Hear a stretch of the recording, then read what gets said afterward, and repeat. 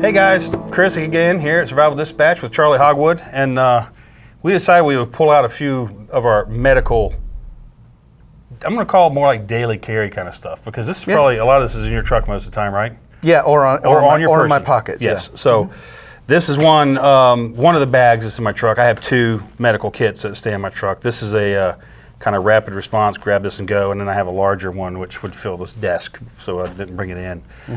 But it's a heavy, multiple casualty trauma style kit. So it's if we had a mass casualty thing, I could handle a lot of people with that one. Yep. And then one of those. This is the quick grab and go, kind of set on the CLS bag. You know, the military uses just the quick ones. And then we have some pocket kits here too. You know, so what's your system? I mean, you're tiered, obviously. I can see the tiers here. Yeah. So. Yep. So what I've got is this is my actually a VenQuest bag. This is what I use when I'm traveling with my laptop and all my gear in here. But what I did is I attached on the outside of it here. This is I believe this is a little 511 pouch on the side. I got a couple of different 511 pouches, and I think that's a 511 on there. Oh, this is Maxpedition. So on this particular one here, all my bags are a little bit more like clown cars because there's so much stuff in them. Yeah. You know, so what I've done on a kit like this is I've got trauma shears, I've got the shock blanket, I've got a couple of the North American Rescue 4-inch trauma bandages. I've got in the back here, I've got gloves. I've actually got a set of chest seals. I've got the boo-boo kit for the kids and stuff with Band-Aids and antibiotic wipes and so forth.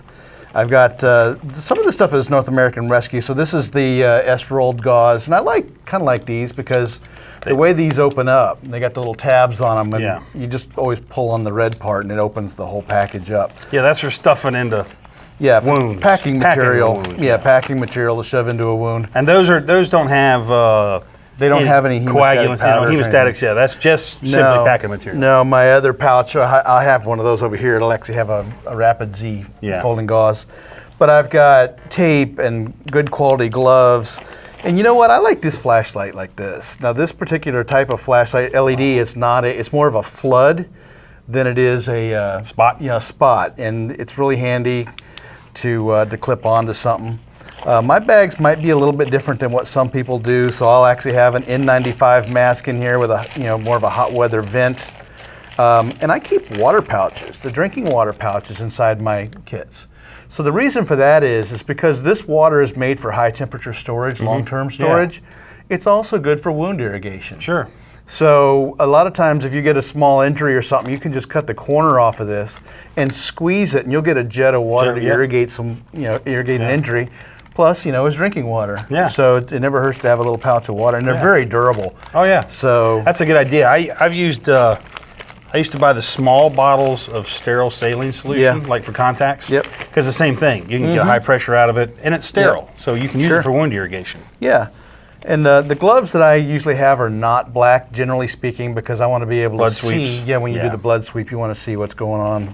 My gloves are black only because I haven't been able to find the 12 mil thickness that I like, and anything but black yet. I have found some really heavy duty industrial quality nitrile gloves I got at one of the knife maker shops by me. Yeah, Dragon gloves or something. They're awesome. Plus, in this kit, I've got a rat tourniquet, and everybody's got their preferences on tourniquets.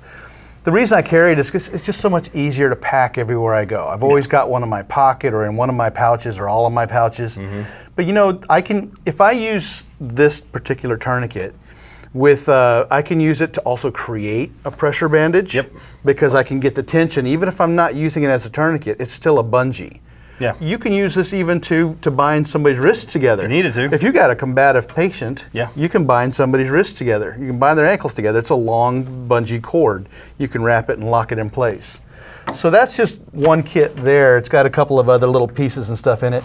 This other one I kind of built, and it hangs off the headrest in the back, behind my back seat of my pickup truck, over the back seat. So on this particular one, I'll have the. You've seen these shears. I love those. I've got a pair. Yeah, actually, they're pretty nice. So they got a seatbelt cutter on them. They got a knife on them.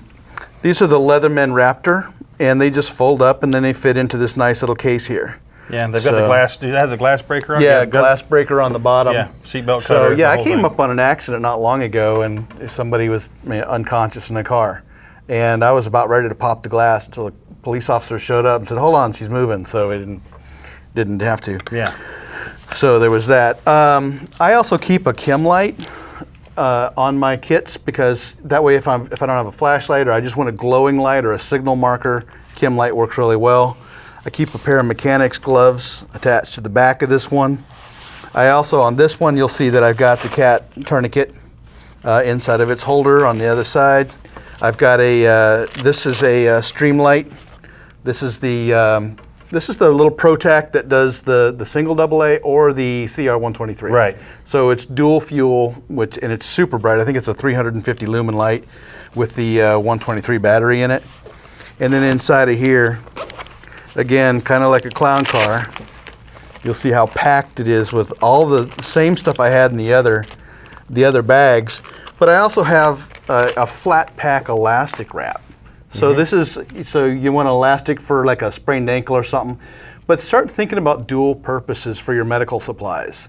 It might be an elastic wrap, but can I also create a pressure bandage with that? Sure, absolutely. Yeah, if you've got like an ABD pad or something like that. Yeah, absolutely. Instant pressure dressing. So I've got more of what you saw in there of all these little, the little Z-fold ribbons, chest seals, masks. These are the larger North American Rescue pouches. Here's the Rapid Z. So we talked about the Rapid gauze. So the Rapid gauze, this is the one that you're actually going to push into a puncture wound. So when you start building out your little, kits, these are kind of like, you can build them out as like a hobby and figure out what works for you, but think about the injuries you might really come across. Yeah. If you come across a limb injury, you might need a pressure bandage or you might need a tourniquet, right? Yep. Arms or legs. So I can make a tourniquet with either the rats or with the cat or something like that. But if it's in the box here, I have a puncture wound, I probably want to stuff that, right, with the Rapid Z. So the Rapid Z is going to have the hemostatic agent in here, which is going to help stop the bleeding. Whereas these other ones that we were talking about earlier, these are just a straight flat pack gauze ribbon that you can push in that don't have the agent. Yeah. So, and two, the difference would be if the level of bleeding. Sure. If you've got a rather minor bleed, but it's a puncture or a penetrating wound, this might be just the regular gauze might be sufficient. But if they've got a pretty serious bleed, you may want to go ahead and stuff this, and then if the tourniquet's not working, because that does happen, folks. Sometimes you can't get it on right, but this in combination with a tourniquet will stop that bleed. Sure. Or just one of these gauzes and then an elastic wrap around it to make a light pressure bandage. A pressure bandage, you're not always dealing with spurting arteries. No. So that's why we have a little bit of flexibility in these nice narrow packable materials. So if I have something a puncture wound that I want to fill, I might use the Rapid Z, or I might want to use this. Or on the other hand, if I have a larger injury, I might want to pull out one of these. This is the 4-inch emergency trauma dressing. And kind of what I like about these is when you open them up, they don't just unroll all over the place. Yeah, they have the string built into them. They have a little Velcro stops along the way, so that when you open it up and let go of the rest of the roll, it hangs there. Yeah. And then you can pick it back up on the other side and keep wrapping. The ones I use have like a thread through them that does the same thing. Yeah. That as you unroll it, the thread just pulls through. But if you let go, like you said, it doesn't do like the roll of toilet paper. Doesn't run away. Toilet and hits the floor and it takes off at the door. So I also picked up. I've got some of these hypothermia wraps. So the hypothermia wrap on here is essentially just one of those. It's like a Mylar blanket, because if you're going to have a serious bleeding injury, then you have a strong chance of somebody coming into shock. And then that's when you want to manage that body temperature. Correct. Then I have a March Protocol chart card over here, and March Protocol, so that's the more modern way that we're looking at head-to-toe assessments now. Yeah. Massive hemorrhaging, that kind. So follow that, check that out. I keep a small set of hemostats. I've got in here, I'll still have the water. I'll have a nasal pharyngeal tube on this one. So this is one of those things that if you had to get airway, you can shove it down somebody's nose to get some air moving down through Do there. you have the lube in there for those? The lube comes attached to, not in this one. Yeah. The other one, my other Why I one asked. does. Some of yeah. them, Some of them do, some of them when don't. you're dealing with nasal airways, it's important to have the water-based lube that goes with them. No, you just go like well, you that. can, and hey, just- if that's what it comes down to, that's what you got to do. But whatever it takes. Yeah. whatever it takes. This one I actually have a small scalpel, a little disposable scalpel inside of here. I've got the Sharpie. Now the Sharpie, we're going to use that to mark vital signs or mark if we had a tourniquet on someone. Put the T on their forehead, give them a time. Maybe just make a message, write some notes, for whoever's following along. I have, here's the decompression needle. The dart, yep. So now, this is one of those things that if you don't know what you're doing, you got to be really careful about doing You can this. cause more damage than you're going to do good with one. So you come into right up, it was the second and third intercostal Right there. space right in here, but your heart is close. And if you're not paying attention, you can actually pierce your heart. Go to this coming in this side. side. Go So, this side, go this side. well, it depends on which lung I you're know, dealing with. I know. So, but since your heart is a little bit more on your left side, Yeah. you gotta be careful with that. That's why sometimes they'll say come in on the side down Yep. here, around the 4th and 5th, I believe. So, right in the rain notepad. These are really handy. Yep. You know what works really good for these is actually just a little golf pencil. Yeah, Because a golf pencil will write on a Write in the Rain waterproof pad, even if it's wet. even if it's wet, and better than a pen, because a pen, the ink will run everywhere. So that's a great thing Unless to you have. get the Write in the Rain pens, Yes. they're actually pretty good for that. They are pretty won't good do for it. that. Yep. So that's the primary of what's in this particular kit, which will be a lot of fun to put back together later on. Yeah, you're going to have fun with that. This is my little pocket clown car kit. Now this one I just started carrying recently. I was with Alan in a class, and he's like, "All right, everybody that you have a artery injury, pull out your tourniquets." And I was the only one in the class that had one. Really? Yeah. Oh. And so I pulled that out, and so what I did is I moved on up to another level with this little. It's just a little Maxpedition pouch, and on the pouch I have I have the rat's tourniquet in here. But what you want to do with these is you want to make sure that they are pre-positioned and not still in the package. All of your tourniquets should be out of the package. Yes. And then prepared to be put on, not still in the manufacturer's shipping. No, yeah, you got to configuration. stage them properly. We've done that in classes. That's where why we keep them like this. we'll see people walking around. They'll have their kit on. They'll have their blowout kit, and if I see your tourniquet wrapped it's up, wrapped in plastic. I'm going to be like, all right, whichever Yeah. side it's on. Your left arm's just taking a round. You Yeah. have an arterial bleed. You can't use your left arm. Get your tourniquet out and get it on. Yeah. And they're reaching around. They're trying to get it pulled out. And they're trying to Yeah, rip it uh-huh. open with their teeth. And then I'm like, do you understand? I said, you got 2 minutes. Yep. Go. And That's right. And before they can even get out of the plastic jam, it's like, you can stop. You're dead. So it's very important if you're going to carry a tourniquet, that you have it staged right. And two, a comment on those. This stuff primarily is for normal times. Yeah. Today, right now. Yeah. In the grid down kind of post-collapse scenarios and whatnot, tourniquets and things like that they're gonna have a place, but they are gonna be limited because you can pretty much guarantee if you put a tourniquet on somebody that they're gonna need a surgeon. Yeah, you have to be many really of us have careful. You one? might need a second tourniquet. Then you got to deal with compartment syndrome and all kinds of stuff like yeah. that when it comes to. So yeah, you got to know how to use these kind of things. But like in this little kit, I got the little. You guys got me turned on to the O lights. Those are nice little bright lights. yeah. I like the little O lights. I also have the nice pair of, Precision super sharp tweezers. precision tweezers. So those will come in really handy. And then I keep a pair of gloves and again the boo-boo kit for Band-Aids and antibiotic ointments and stuff inside here. And that all goes in my pocket. So that gives me, in this one kit, I have a tourniquet, I have another Rapid Z folded bandage with a hemostatic agent, and usually in the other pocket, which I have down here now, is when I'm wearing these kind of cargo pants, I'll bring one of these, pressure dressings. So that gives me the tourniquet, the puncture wound, and the pressure dressing. And because of the way they're configured, I can also use these as an ACE wrap. Oh yeah, if you had to, Yeah. you could So start thinking about it's a pressure dressing, but it's still on the elastic band. Yeah. So you can still wrap that and use wrap that an wrap or ankle, something. Sure. wrist, whatever. So start thinking outside the box Helps for that. point something. So that's the pocket kit, and then these last two little ones here, this gets into a little bit more. This is an EDC. This EDC is going to have a water packet. It's going to have a chem light. It's going to have nitrile gloves. We're going to have the mask, N95 mask, flashlight, zip ties. I'm going to have a glass breaker over on this side over here. I've got a Hank, a 550 cord that is properly packaged, so I can just pull out what I need. I'm going to have a lighter inside of here, a couple of LED flashlights, Exotac striker, spare batteries, razor knife, compass. So you can see you can pack a lot of stuff in these, and these go. This is the one I actually take when I go traveling. It's either this one or this one, and this one's very similar. It's just a little bit smaller in size. So when I go traveling somewhere, like if we're on vacation, I pack this in my checked baggage.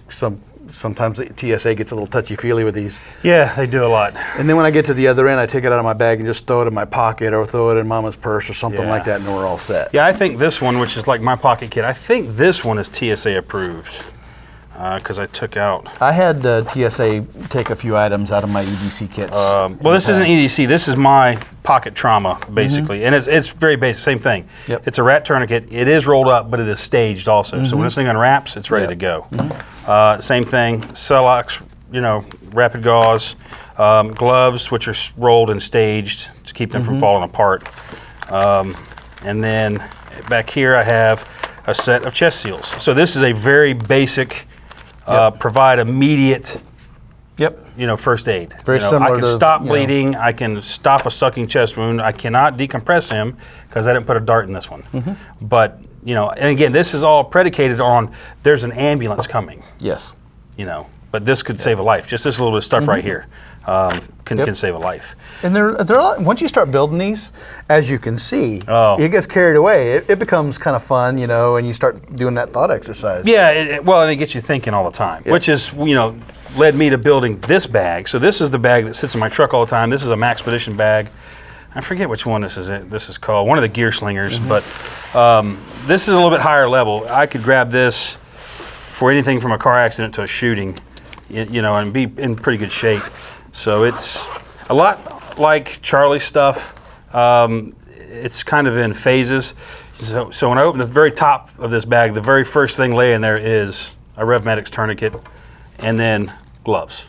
Very first thing. PPE. I can get gloved up. I can get a tourniquet on somebody. And then I can start, and I have sterile gloves in here as well. These are a little different than these. Yeah, I've got a pack of those in the bag over here, because sterile gloves, sometimes you might need that if you're doing. Yeah, you have to get internally. Stuff, but, I also carry some casualty markers. These are little LED lights that I can stick to people. That may sound silly, but that's nice. As a firefighter, I one time came across a vehicle accident that we responded to where we had people in the woods laying about, ejected from a truck. So these are little LED lights you can turn on. You can stick them to a patient and mark them. It'll also serve as triage because they're color coded. Nice. So I can color code casualties in the dark and then keep moving. I'm going to need to get a couple of these. Yeah, those are pretty slick. I've got some of the County Com strobes. Yep. Which are kind of similar to small, that. 9-volt battery kinds. Yeah. Yep. And then on the front pocket, we move in again, another tourniquet right there, ready to go, cat staged.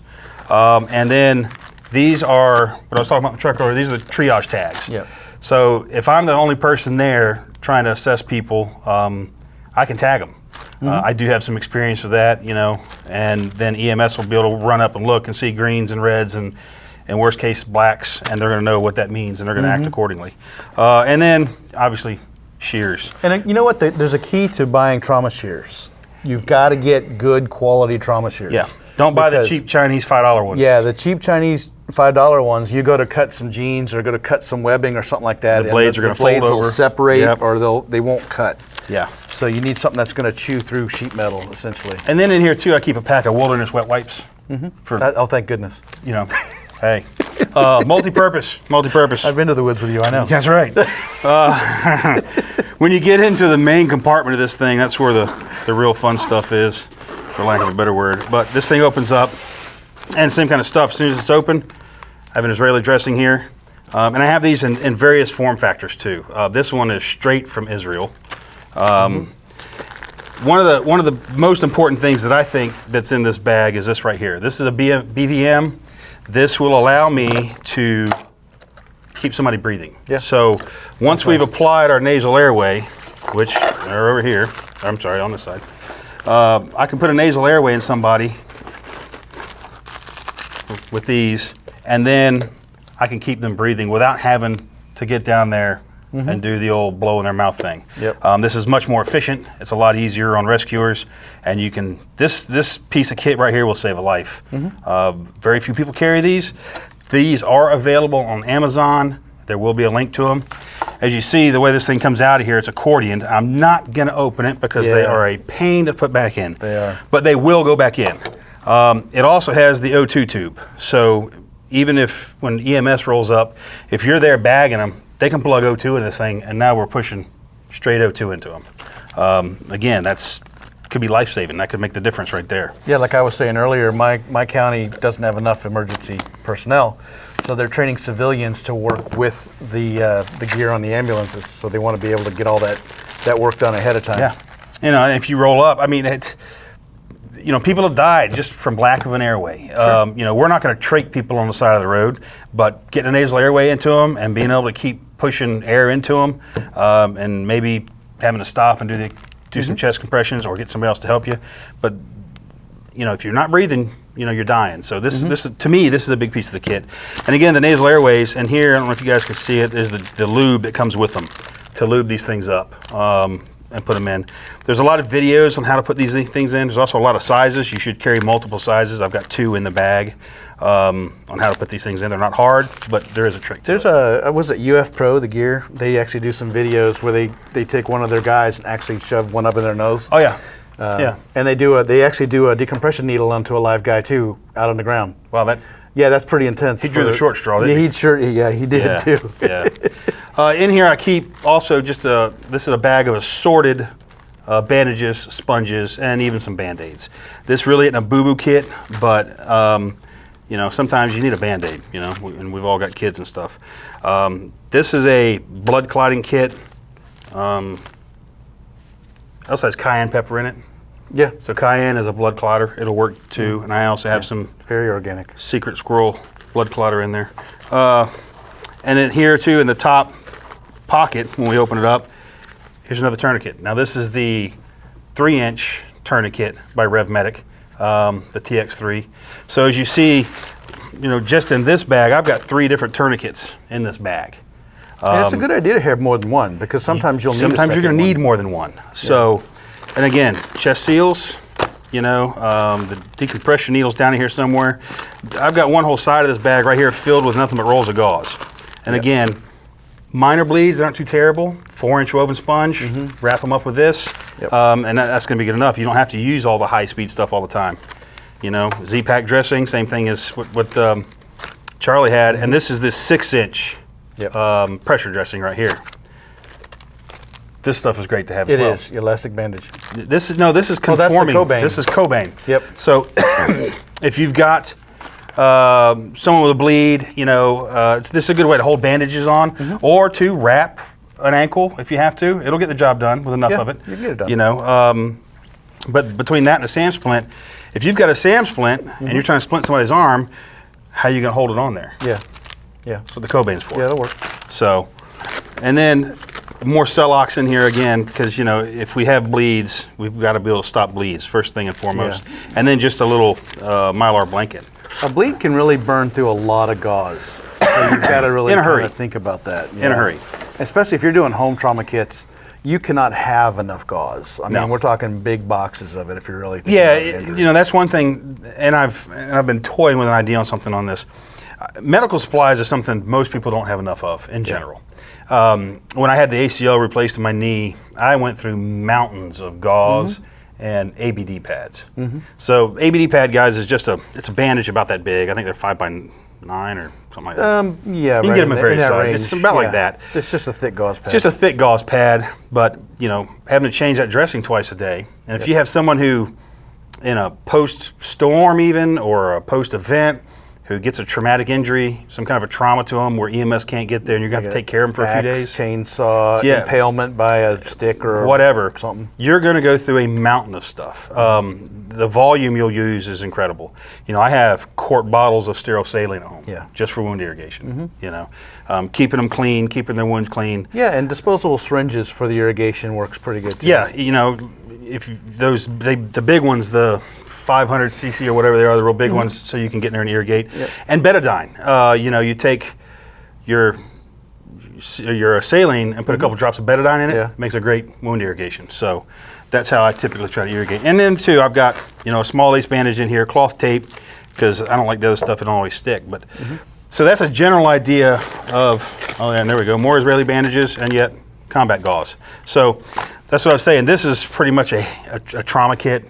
I could roll up to a bad car accident, a shooting event, anything, you know, and be able to render some aid until the professionals get there. And then I'm gonna step out of the way and let those guys do their jobs. But you know, having stuff like this around can make the difference between life and death. But it's these kits that really make the difference, these little ones, because we carry them on our person. Immediate response. This is great in my truck, but if I'm in a mall and somebody starts shooting, it's not going to do any no good. This one, this one is the one that'll make the difference. I find myself, you know, trying to carry a pocket kit nowadays when I go out somewhere that's got a lot of people. I try to stick one in my pocket every morning. You know, I mean, if I'm running up to the corner store, I may not, but if I'm leaving home to go do something, that'll be in my pocket. This is in my truck, and then, like I said, in the bed of my truck is the big kit that I could handle assist in mass casualty with. I can move people, I can do the whole thing. So, you know, you guys, everybody should have some level of medical equipment that they carry with them and get some training, you know. Even the Red Cross first aid classes are good. There's a lot of people out there that offer TCCC classes, or now they're even doing March classes instead of TCCC, which is for the civilian side of things. If you're not familiar with TCCC, they're more combat oriented. You're going to do a lot of stuff under stress, under fire even, about moving people and treating wounds. You know, there's a lot of great videos out there. Joe and Amy, doomandbloom.net. Over 1,000 videos or something out there now. Amazing stuff, and not just your common, you know, highly tactical materials like this. Well, sometimes it's also, you know, more of your holistic approaches to repairs and so forth. So you know, we prep for a reason, you know, and we hope society stays together, and there's always going to be a higher level, and 911 is always going to work, but there could be a time when that doesn't, and that's when some of the stuff, especially their book, the big one. For which one? For who? For Joe and Amy. The Survival Medicine Handbook. Survival Medicine Handbook, that's a great book to get. It really is. It's kind of a desk reference, where they show you how to do a number of things. Like when help is not coming. When help's not coming. Like the one package that has the cayenne in it, this cayenne and Celox, that is one of their products. They pack this as a blood stopper kit. It comes with a little bag of Celox and a bag of cayenne pepper. You pack cayenne pepper into a wound, it's going to help to stop bleeding. Yeah, that'll get your attention. And that's from them. It'll get your attention. You'll know about it. But, you know, I'd rather be a little uncomfortable and alive than dead and not hurt. So. Yeah, actually, one paramedic, I was just talking to him the other night at our fire station, was saying, it's not my job to make you comfortable, it's my job to keep you alive. And if you're kicking and screaming, at least I know you're responsive. Yeah, and you're responsive and feeling stuff. So, but we just want to give you guys a quick rundown of some of the stuff that we carry. Maybe, I don't know if we've done a video on my big one. If we haven't, we'll drag that thing out. Yeah, I should have brought my big one down, because it's got all the larger version of everything. Plus separate burn modules with all the different burn sheets and all that stuff. So, and that's another thing. There isn't much burn stuff in here. I do have a separate kit for burns. I even have a burn blanket. I've got the whole shooting match as far as burns go. Because especially in a post-event, burns are very common. People are not used to dealing with fire or operating tools, generators, stuff like that. Exhaust burns them, tools burn them. And then people being around fires that aren't conventionally used to doing it. You could just bump an arm on a generator exhaust pipe or an ATV muffler, and next thing you know, it's a little burn. But when you're in a dirty environment because the power's off, and you're sweating, and sweating, and then now you're getting dirt in it, you can develop some infections. So again, this is kind of the stuff we carry, guys. Show us your kits. Post some comments. Tell us what you guys carry. Some pictures of your kits. What do you recommend to put in? What do you recommend not to keep in? What are you carrying? So, show us your pocket kits too. We want to see how many of you guys actually are carrying pocket kits. I love the pocket kits. If you carry a firearm for self-defense, you absolutely should be carrying one of these. Yeah. Because if you ever have to use that firearm in self-defense, that means somebody probably got shot. Might be you, might be the bad guy. And it's really good when you step in front of the judge to say that you rendered aid. Sure. So it is definitely, we live in a litigious society. It's something we have to think about, folks. So again, show us your kits, subscribe, click the like button, hit the bell so that you can be notified when new videos come out. And we've got plenty more coming for you. Till next time.